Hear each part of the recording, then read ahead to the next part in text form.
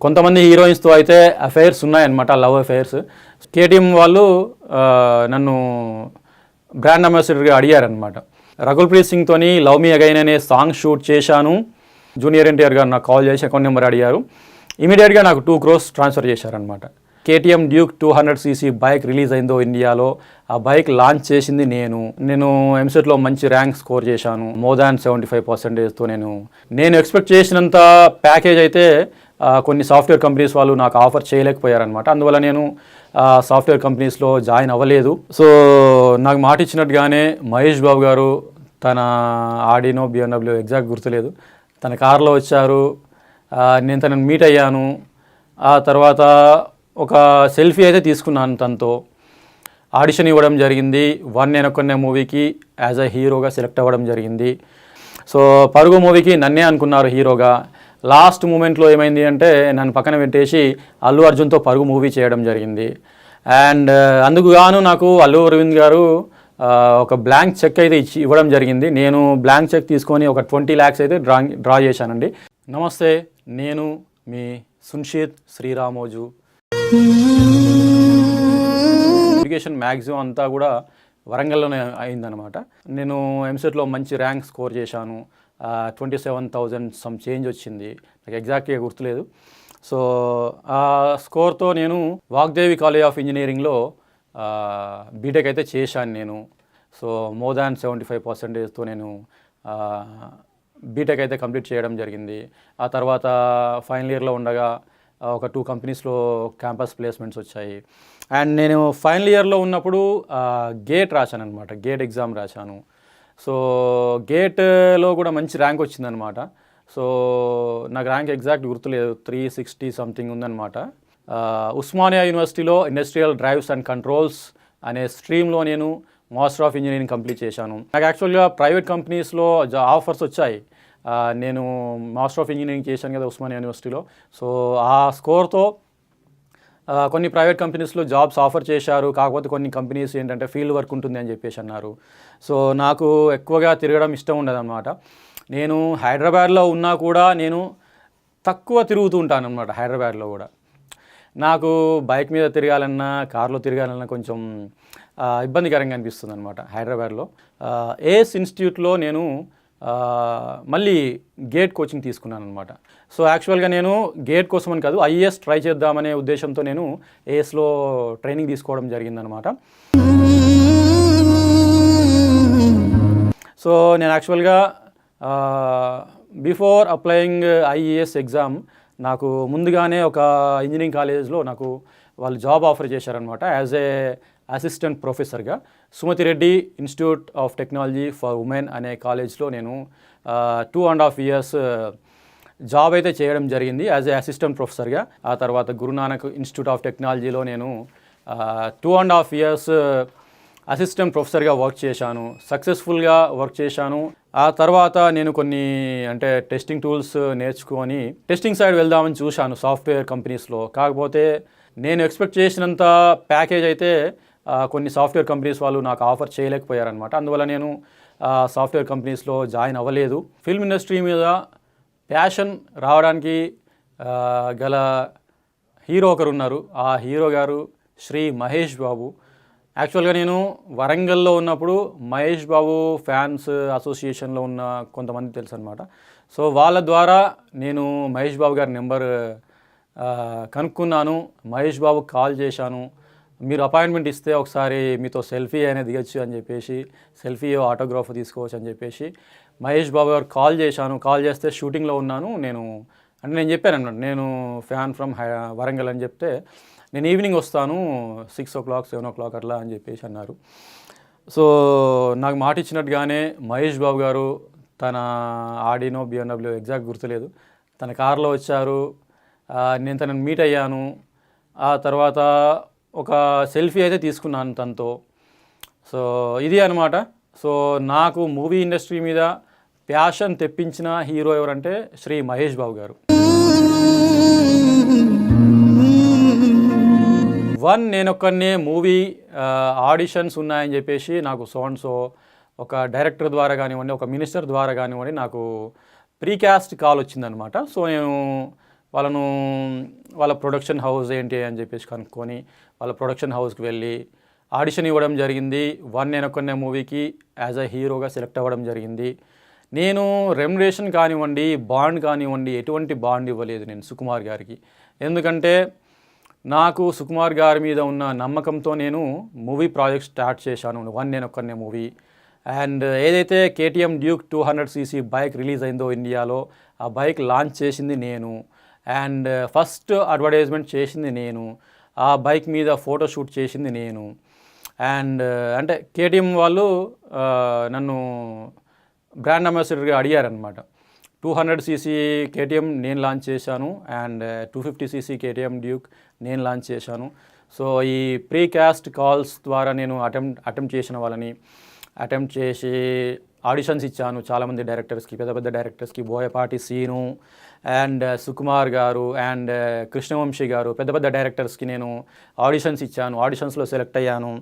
Direction classes నేర్చుకున్నాను. So నాకు హేమంత్ పువ్వాడ గారికి ఒక ఇన్స్టిట్యూట్ ఉందన్నమాట, యాక్టింగ్ ఇన్స్టిట్యూట్. సో ఆ ఇన్స్టిట్యూట్ నుంచి నేను diploma in direction and diploma in script writing and ఏమంటారు ఇంకా క్యాస్టింగ్ అవన్నీ చేయడం, సో స్క్రీన్ ప్లే రైటర్గా ఇవన్నీ కోర్సెస్ చేశానన్నమాట నేను. యాక్చువల్గా నా దగ్గర ఒకప్పుడు ఉండే సర్టిఫికెట్స్ అన్నీ ఉండే, డిప్లొమా ఇన్ యాక్టింగ్ ఉండే, డిప్లొమా ఇన్ స్క్రిప్ట్ రైటింగ్ ఉండే, అవన్నీ కూడా పోయాయి. యాజ్ ఏ రైటర్గా మోర్ దాన్ 80 ఫిల్మ్స్కి స్టోరీస్ ఇచ్చాను. యాక్చువల్గా నేను నా ఇంట్రో ఎలా చెప్పానంటే మై నేమ్ ఈజ్ సున్షిత్ శ్రీరామోజు అని చెప్పాను. సో కొన్ని మూవీస్లో సున్షిత్ అని ఉంటుంది, కొన్ని మూవీస్లో సంతోష్ అని ఉంటుంది. సంతోష్ ఎవరో కాదండి, సంతోష్ శ్రీరామోజు కూడా నేనే.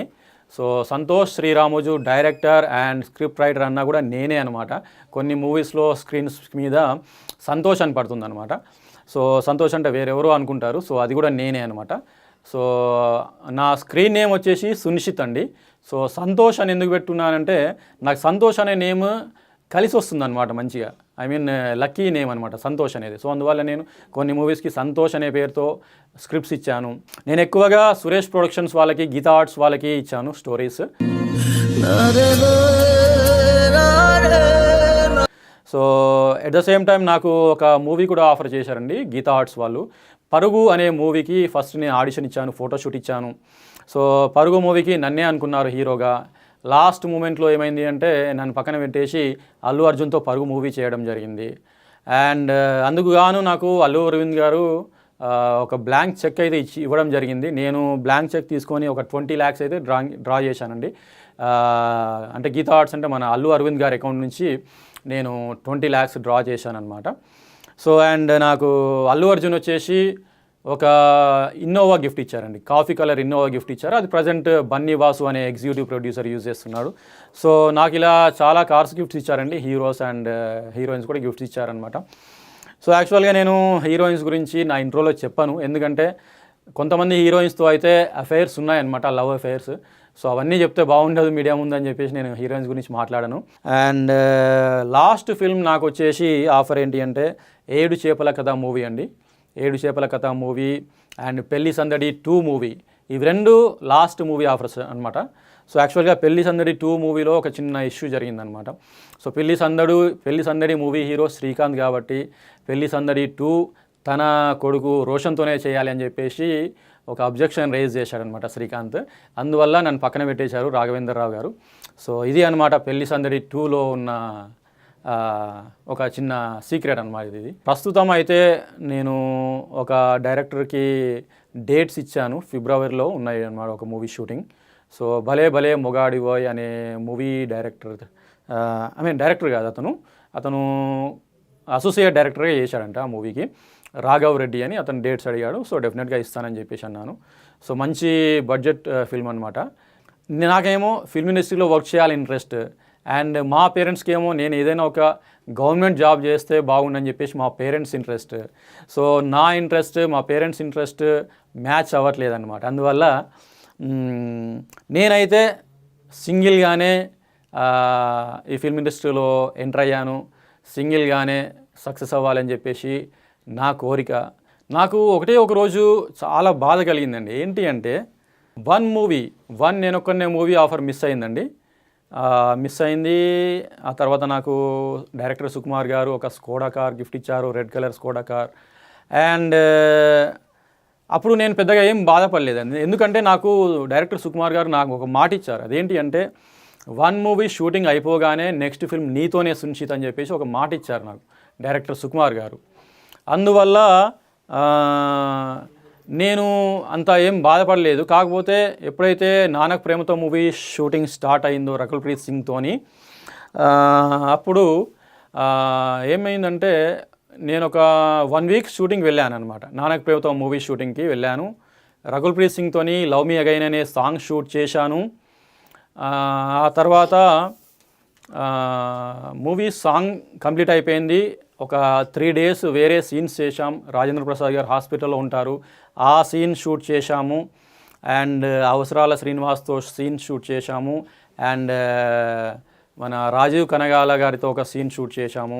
ఆల్మోస్ట్ నేను ఒక 10 డేస్ షూటింగ్కి వెళ్ళానమాట నానక్ ప్రేమతో మూవీకి. ఆ తర్వాత నాకు ప్రెషర్స్ వచ్చాయన్నమాట, నాకు కాదు డైరెక్టర్స్కి. ఏదైతే టీం ఉంటుందో డైరెక్షన్ టీం, ఆ డైరెక్షన్ టీంకి ప్రెషర్ రావడం వల్ల నన్ను పక్కన పెట్టేసి జూనియర్ ఎన్టీఆర్తో నానక్ ప్రేమతో మూవీ తీయడం జరిగింది. సో ఓకే, ఆ రోజు నేనేం బాధపడలేదు, నాకు ఆఫర్ మిస్ అయినందుకు నేను బాధపడలేదు. కాకపోతే మూవీ రిలీజ్ అయిన తర్వాత ఫస్ట్ రివ్యూ చూశానండి. రివ్యూ చూడడం బ్లాక్ బస్టర్ అని చెప్పేసి రివ్యూ వచ్చింది నానక్ ప్రేమతో మూవీ. సో ఆ రోజు నా కళ్ళలోంచి నీళ్ళు వచ్చాయన్నమాట. విపరీతంగా ఏడ్చేశాను నేను ఆ రోజు. ఆల్మోస్ట్ ఒక 1 అవర్ to 2 అవర్స్ నేను కంప్లీట్ డిప్రెషన్లోకి వెళ్ళిపోయాను అనమాట. సో ఫిల్మ్ ఇండస్ట్రీలో నేను కంటతడి పెట్టిన డే అదొక్కటే అనమాట. ఏ రోజైతే నానక్ ప్రేమతో మూవీ రిలీజ్ అయిందో ఆ రోజు నేను కంటతడి పెట్టడం జరిగిందనమాట. బాధ ఉంటుంది కదా కొంచెం అయితే, ఎందుకంటే అది మంచి హై బడ్జెట్ ఫిల్మ్. అండ్ ఆ తర్వాత ఏమైందంటే నానక్ ప్రేమతో మూవీకి no problem, okay, thank you. So Nannaku Prematho movie release అయిన తర్వాత నేను ఫేస్బుక్లో నానక్ ప్రేమతో పోస్టర్ పెట్టడం జరిగింది. సో నా మీద ఎంక్వైరీ చేశారనమాట. జూనియర్ ఎన్టీఆర్ నా మీద ఎంక్వైరీ చేస్తే తెలిసింది ఏంటంటే I'm the first hero for this movie అని చెప్పేసి తెలిసిందనమాట. ఆ తర్వాత నాకు నా అకౌంట్ నెంబర్ అడిగారు. జూనియర్ ఎన్టీఆర్ గారు నాకు కాల్ చేసి అకౌంట్ నెంబర్ అడిగారు. ఇమీడియట్గా నాకు 2 crores ట్రాన్స్ఫర్ చేశారనమాట. సో అంటే నేను even though I have not worked in Nannaku Prematho movie, I got 2 crores money as remuneration అనమాట. నేను ఏదైతే 10 డేస్కి వర్క్ చేశానో 10 డేస్కి 2 crores రెమ్యునరేషన్ ఇచ్చారనమాట. సో ఓకే, అంటే ఇప్పుడు ఏంటంటే నేను కొంత పార్ట్ వరకు కష్టపడ్డాను కాబట్టి నాకు ప్రతిఫలం లభించింది అని చెప్పేసి నేను పాజిటివ్గా థింక్ చేసి, సో ఐ బికేమ్ హ్యాపీ అనమాట విత్ దట్ 2 crores రెమ్యునరేషన్. నేను బాధపడిన డే వచ్చేసి Nanak Prematho movie release date అనమాట. సో రిలీజ్ డేట్ నాకు ఎగ్జాక్ట్గా గుర్తులేదు, సో మనం గూగుల్లో టైప్ చేస్తే వచ్చేస్తుంది. సో అదే రోజు నేను కంటతడి పెట్టాను. అంటే బ్యాక్గ్రౌండ్ లేకుండా ఫిల్మ్ ఇండస్ట్రీకి వస్తే మనకు 50-50 ఛాన్సెస్ ఉంటాయండి. మనం క్లిక్ అవ్వచ్చు, మనం అన్సక్సెస్ఫుల్ కావచ్చు, అట్లా అనమాట. ఈవెన్ నాది ఫేస్బుక్లో, ట్విట్టర్లో ఫ్యాన్ పేజెస్ ఉండేవండి. ఈ ఫ్యాన్ పేజెస్ని కొంతమంది హీరోస్, నేను ఎంక్వైరీ చేసి తెలిసింది ఏంటంటే హీరో రవితేజ నా అకౌంట్ హ్యాక్ చేసి నా Facebook account and Twitter accounts delete చేశారండి. ఎందుకంటే ఫ్యాన్ ఫాలోయింగ్ పెరిగిపోతుంది అని చెప్పేసి. అండ్ ఇంకొక అంటే నాకు తెలంగాణ స్టేట్లో సపోర్ట్ చేసిన హీరోస్ ఎవరంటే శ్రీ విజయ్ దేవరకొండ అండ్ శ్రీ విశ్వక్ సేన్ అండ్ శ్రీ నితిన్ గారు, ఇంకా శ్రీ సంపూర్ణేష్ బాబు గారు. సో వీళ్ళ నలుగురు కూడా నాకు మంచి సపోర్ట్ ఇచ్చారనమాట. యాక్చువల్గా నాకు మొన్న ఎప్పుడంటే 2020లో విజయ్ దేవరకొండ కాల్ చేసి సో ఒక ప్లేస్లో మీట్ అవుతానని చెప్పేసి అన్నారనమాట. సో అనుకోకుండా ఏదో షూటింగ్ ఉండేసి యుఎస్ఏ వెళ్ళిపోయారని తెలిసింది. సో నన్ను అడిగారనమాట, ఒక మూవీలో అడిగారు. ఈ లైగర్ కంటే ముందు ఏదో మూవీ చేశాడు, ఆ మూవీలో మంచి రోల్ అడిగాడు అనమాట. చేస్తానని చెప్పాను. సో అనుకోకుండా అది మిస్ అయిపోయింది. సో ఇలానే అనమాట, లక్ ఫ్యాక్టర్ మనకు సహకరించకపోతే ఎంత పెద్ద హీరో అయినా సరే డౌన్ఫాల్ అవ్వాల్సిందే. అండ్ ఇండస్ట్రీలో నాకు సపోర్ట్ ఇచ్చిన హీరోస్లలో అల్లరి నరేష్ గారు కూడా ఒకరున్నారు. అండ్ అల్లరి నరేష్ని నేను అన్నయ్య అని పిలుస్తాను. సో అల్లరి నరేష్ గారు నాకు ఒకరోజు ఇంటికి వచ్చేసి 1 crore చెక్ రాసి ఇచ్చాడు నాకు. So thank you. నేనైతే చెక్ విత్డ్రా చేసుకోలేదు, కాకపోతే థ్యాంక్ యూ నరేష్ అన్న. And doctor Naresh VK and Sivaji Raja, former presidents, movie artist association. So వీళ్ళందరి సపోర్ట్తో నేను ఈరోజు ఒక హీరోగా మీ ముందున్నాను. సో ఫ్యూచర్లో కూడా నేను ఒక హీరోగా ఎదగాలని చెప్పేసి నా కోరిక. థ్యాంక్ యూ అండి. నాకు సహాయం చేసిన హీరో ఎవరంటే హీరో సాయి కుమార్ గారండి. ఆ తర్వాత హీరో జగపతి బాబు గారండి. సో నేను ఎప్పుడన్నా ఫైనాన్షియల్ ప్రాబ్లమ్స్లో ఉన్నా కూడా జగ్గుబాయికి కాల్ చేసేవాడిని. అన్న ఒక 1 lakh 2 lakh ట్రాన్స్ఫర్ చేయమంటే ఇమీడియట్గా నాకు లేదు అనుకున్న ట్రాన్స్ఫర్ చేసేవారు అకౌంట్కి. So and doctor Naresh VK former president garu కూడా నాకు ఒకసారి 1 lakh హెల్ప్ చేశారు, ఒకసారి 3 lakhs హెల్ప్ చేశారు. ఇలా అనమాట. అంటే నేను ఒక Tollywood film industry family member లాగా నన్ను ట్రీట్ చేసి నాకు హెల్ప్ చేశారనమాట. అండ్ నాకు మెంబర్షిప్ ఉంది సీనియర్ ఆర్టిస్ట్గా. నాకు ఒక అపార్ట్మెంట్ కూడా గిఫ్ట్ ఇచ్చారు. అపార్ట్మెంట్ అంటే అపార్ట్మెంట్లో ఒక ఫ్లాట్ గిఫ్ట్ ఇవ్వడం జరిగింది డాక్టర్ నరేష్ వికే గారు. అంటే ఇక నేను నరేష్ ప్యానెల్ మెంబర్లో ఉన్నాను. ఆ తర్వాత శివాజీ రాజా ప్యానెల్ మెంబర్కి షిఫ్ట్ అయ్యాను. సో ఇద్దరితో మంచి పరిచయం ఉంది. ఎక్కువగా నేను మూవ్ అయింది డాక్టర్ నరేష్ వికే ఫార్మర్ ప్రెసిడెంట్తో. సో ప్రస్తుతం అయితే నా మెంబర్షిప్ ఇన్యాక్టివ్లో ఉంది. అండ్ ఇది అనమాట. సో నాకు సహకారం అందించింది సాయి కుమార్ గారు, జగపతి బాబు గారు, డాక్టర్ నరేష్ వికే గారు. టీడీపీలో చేసినప్పుడు నాకు నందమూరి హరికృష్ణ గారు నాకు బాగా సపోర్ట్ చేశారండి. ఆ తర్వాత జనసేనలో జాయిన్ అయిన తర్వాత శ్రీ పవన్ కళ్యాణ్ గారు అండ్ శ్రీ అల్లు అర్జున్ గారు, శ్రీ రామ్ చరణ్ గారు, వీళ్ళ ముగ్గురు హీరోల సహకారంతో నేను కొంత అయితే ఎదిగానమాట. సో నా ఎదుగుదలకు తోడ్పడిన ప్రతి ఒక్క హీరోకి నేను కృతజ్ఞతలు తెలియజేస్తున్నాను.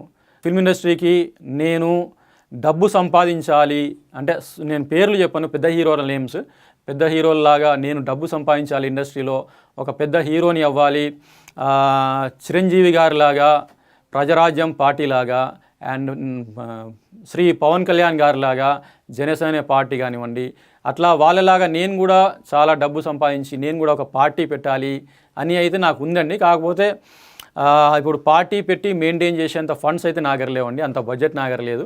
అందువల్ల నేను ప్రీవియస్గా టీడీపీ పార్టీలో వర్క్ చేశాను అండ్ జనసేన పార్టీలో వర్క్ చేశాను. అచీవ్మెంట్స్ అంటే చాలా ఉన్నాయండి. ఎడ్యుకేషన్ సైడ్ ఉన్నాయి చాలా అచీవ్మెంట్స్, ఫిల్మ్ ఇండస్ట్రీ సైడ్ కూడా చాలా అచీవ్మెంట్స్ ఉన్నాయండి.